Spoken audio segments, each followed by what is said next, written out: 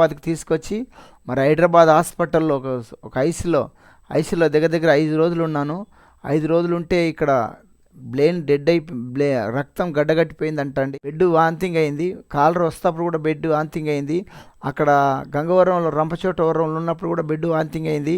వాళ్ళు తీసుకెళ్ళలే, పెద్ద హాస్పిటల్కి తీసుకెళ్లకుండా నన్ను అట్నే అదే ఇంట్లో ఉంచి ఆ చిన్న చిన్న ఆర్ఎంపీ డాక్టర్లతో నన్ను డ్రెస్సింగ్ చేయించారు. చాలామంది డాక్టర్లకు రిపోర్ట్లు పంపిస్తే ఈయన స్రూలో ఉండడం చాలా కష్టం, మాట్లాడడం చాలా కష్టం, ఈయన స్రూ కోల్పోయిండు, ఈయన బ్రతకడం చాలా కష్టం అన్నారు. ఈడ బెడ్ ఆగుతలేదు, బెడ్ 24 గంటలు కారుతూనే ఉంది. ఎందుకంటే నన్ను వెంటనే తీసుకుపోయి ట్రీట్మెంట్ చేయలేదు కాబట్టి, వెంటనే సాయంత్రం దాకా ఇంట్లోనే ఉంచారు కాబట్టి ట్రీట్మెంట్ చేయలేదు కాబట్టి బెడ్ కారిపోతూ ఉంది. మరి రాజమండ్రికి తీసుకొచ్చి కుట్లు వేయించినాక బెడ్ ఆగింది. మరి హైదరాబాద్ తీసుకొచ్చినాక కూడా బెడ్ కారుతూనే ఉంది. ఆపరేషన్ చేస్తున్నారు. ఆపరేషన్ చేస్తే